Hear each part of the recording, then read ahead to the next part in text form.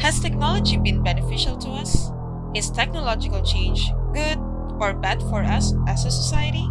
The answer lies on us humans if we make technological change our advance or our doom.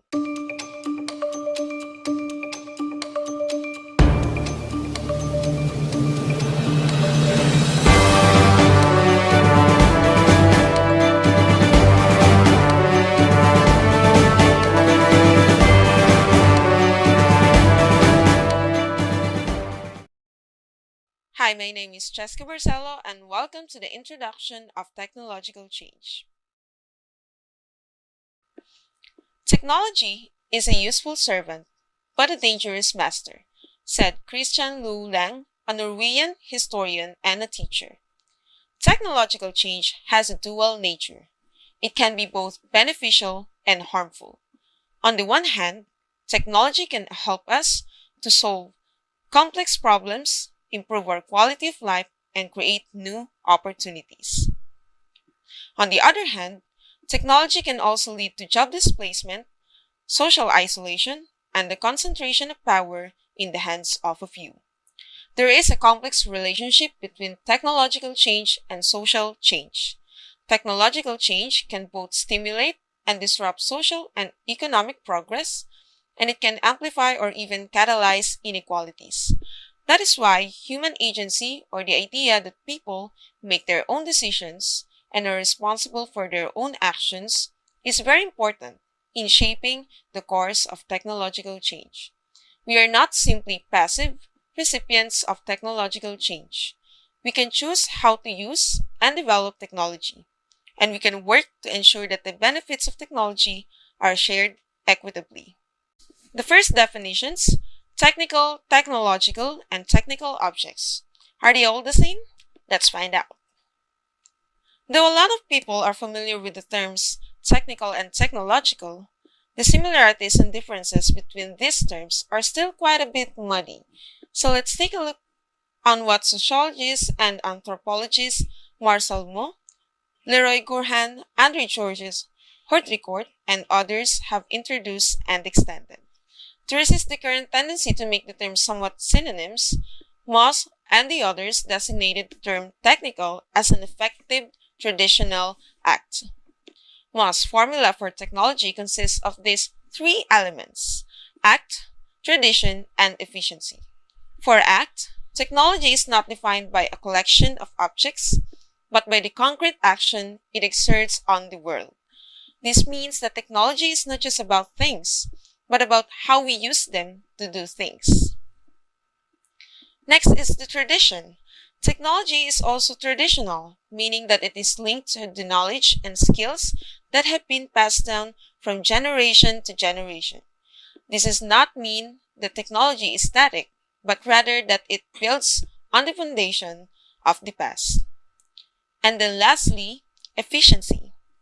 Technology must be effective, meaning that it must produce the desired results. This is what makes technology different from mere experimentation or play. All in all, Moss simply says that technology is how we use things to do things effectively.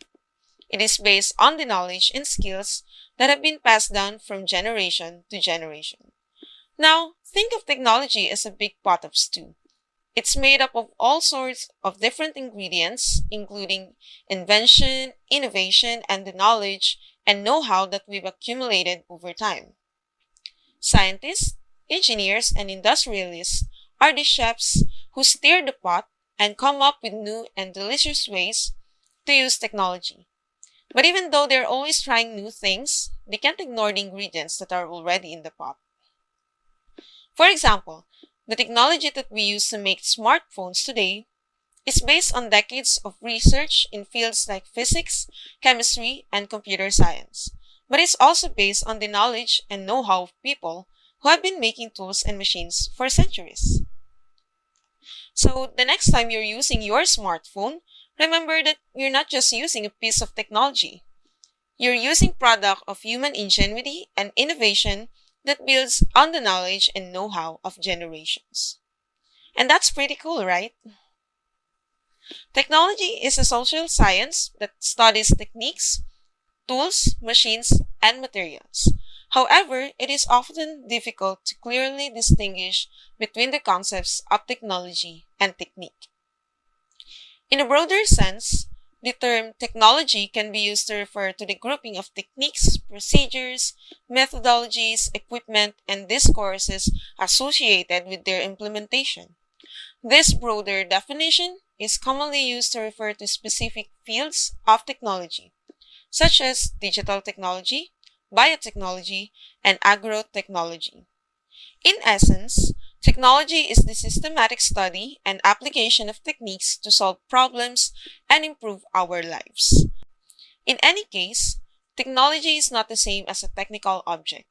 A technical object is a physical product of human activity, such as a machine or a tool. Technology is a broader system that includes technical objects as well as the knowledge, skills, and processes that are used to create and use them. In other words, technology is the brain behind the technical objects. It is the knowledge and know-how that allows us to build, design, and use technical objects to meet our needs. For example, a hammer is a technical object that is used to pound nails. A house is a resulting product that is produced using various technical objects, such as hammers, saws, and drills. Now that we know the differences between technical, technological, and technical objects, how can we address technological change? Technological change can be approached from three main perspectives, namely technocentric, romantic, and anthropotechnical. Then with other two perspectives, namely determinism and social constructivism. Now let's go to technocentric or technocentrism. This is the tech-first perspective. It sees technology as the driving force of history and society, and it often glorifies the machine and its possibilities. Let's see the computer generations from a technocentric perspective as an example. From 1944 to 1955, that is the first generation, electronic tube machines or vacuum tubes, the first fully electronic computer, the ENIAC, or the electronical numerical integrator and calculator, weighs 30 tons and occupies 135 meters squared. So that is quite heavy, right? Then, from 1955 to 1965, the second generation of the computers, so transistor computers that make it possible to build more reliable and less bulky machines. So little by little, these machines are starting to get smaller and lighter. And then on 1965 to 1980, the third generation, integrated circuits, also called electronic chips, the Intel 4004 processor achieves the same performance as the ENIAC for only a size of less than 11 millimeters squared. And then, on the fourth generation during the 1980s to 2000, so microprocessors. So these are the integration of thousands to billions of transistors on the same silicon chip. And then lastly, on the fifth generation, around 2000s, the widespread use of networks and graphical interfaces. So these are the disagreements between specialists about the existence of this fifth generation. But this perspective only cares about the technology itself, not the impact it has on people. At the organizational level, this perspective can lead to people being ignored or blamed when they have trouble adapting to new technologies.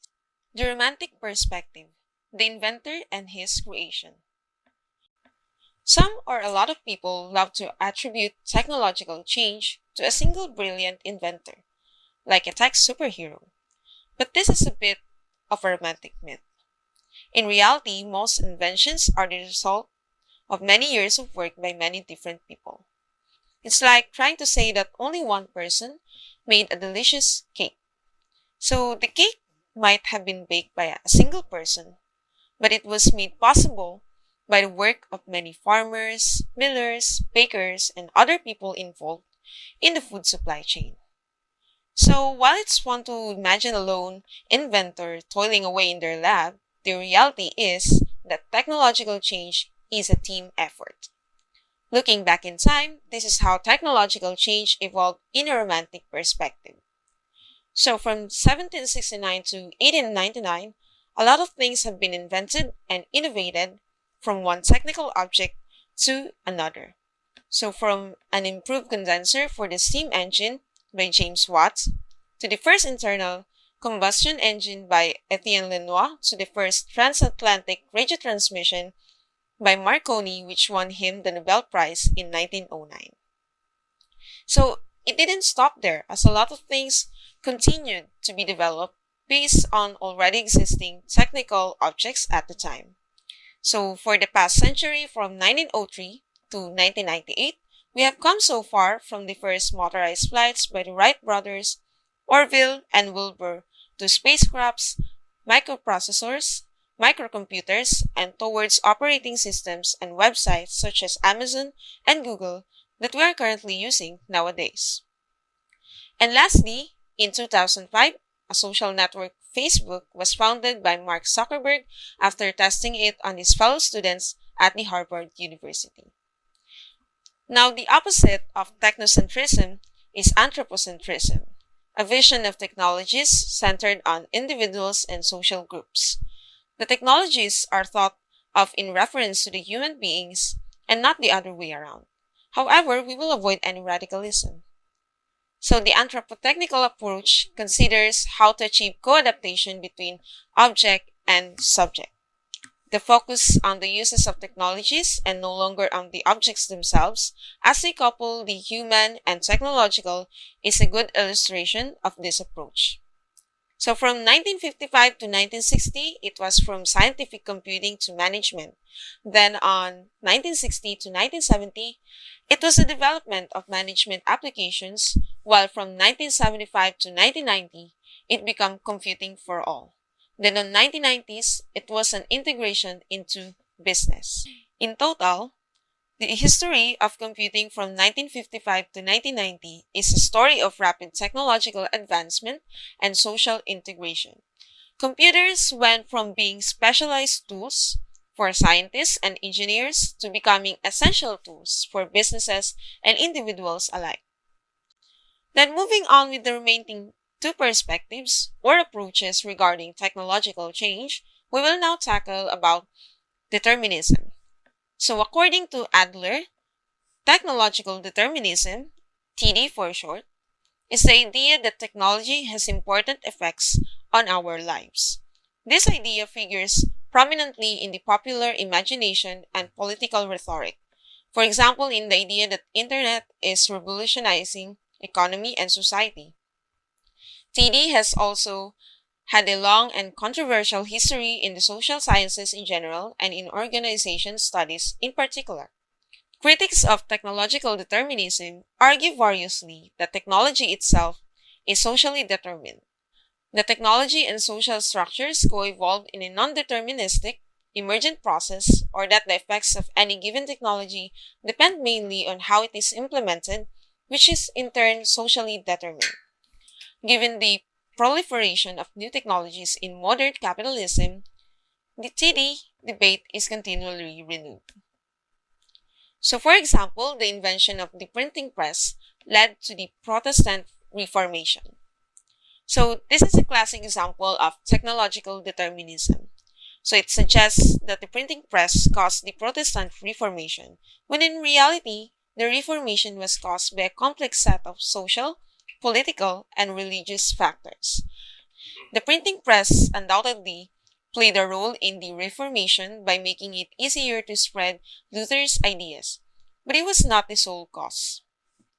Other examples of technological determinism include the invention of the automobile led to the rise of suburbia, the invention of the television led to the decline of reading and social interaction, and then lastly, the invention of the smartphone leading to the rise of social media and addiction. So technological determinism is a complex and controversial topic. There is no doubt that the technology has a significant impact on society. But it is important to remember that technology is not a neutral force. It is shaped by social values and interests, and its effects are not inevitable. Now, social constructivism is the polar opposite of determinism. While technological determinism says that technology determines the outcome of a situation or change of society, whether good or bad, social constructivism argues that it's society's use of items, or in this case, society's use of technology, has separate individual effects on the society. Technology, in this case, is just a neutral tool that can be used for either good or bad depending on how someone chooses to use it or view the piece of technology in question. That is according to Finley on 2021. For example, the development of the internet is a classic example of social constructivism in technological change.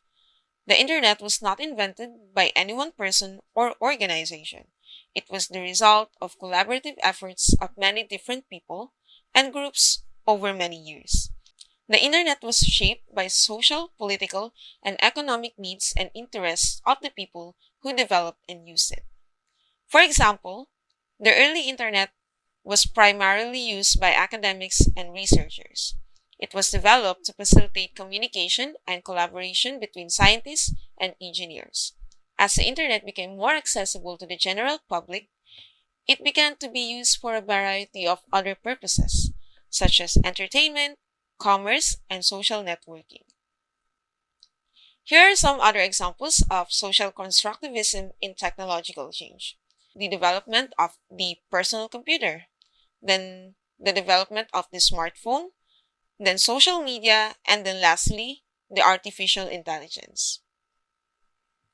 These technologies were all shaped by the social, political, and economic needs and interests of the people who developed and used them.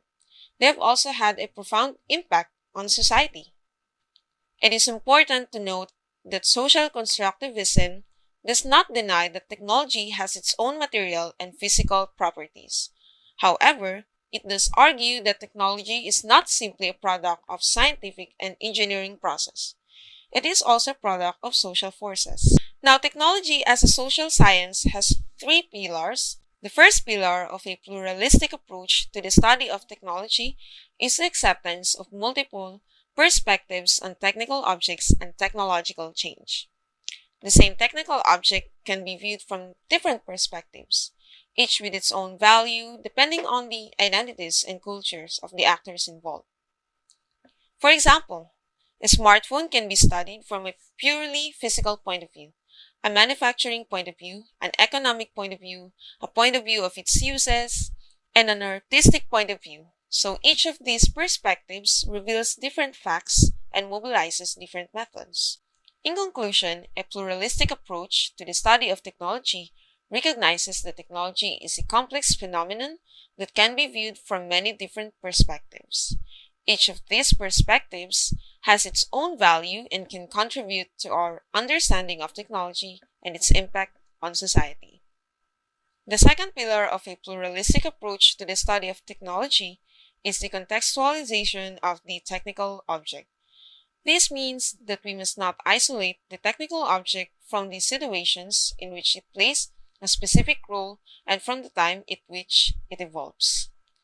Every technical object is part of an ecosystem of other technical objects, structures, and people. This ecosystem is what Gills in 1978 called a technical system. The technical object only exists because someone has designed it, others have produced it, and there are individuals who feel the need or desire to use it.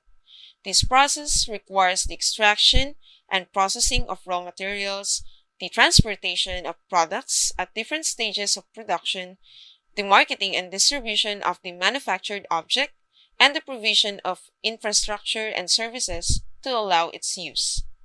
Finally, it is increasingly important to consider the ecological dimension of the technical object, including its destruction and or recycling.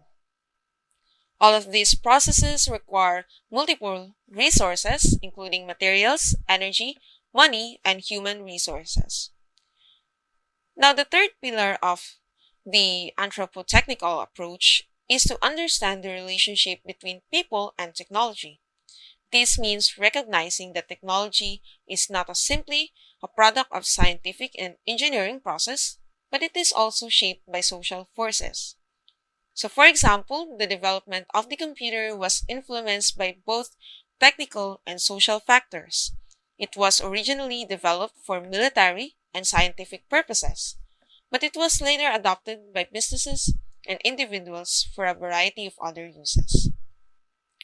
The anthropotechnical approach is a holistic approach to the study of technology that considers the technical, social, and economic dimensions of technical change. Technological change is a powerful force that is shaping our world. It has the potential to improve our lives in many ways, but it also presents challenges. It is important to be aware of both the potential benefits and risks of technological change, and to ensure that it is used in a way that benefits all of society. Once again, this is Jessica Barcelo. Thank you and see you next time.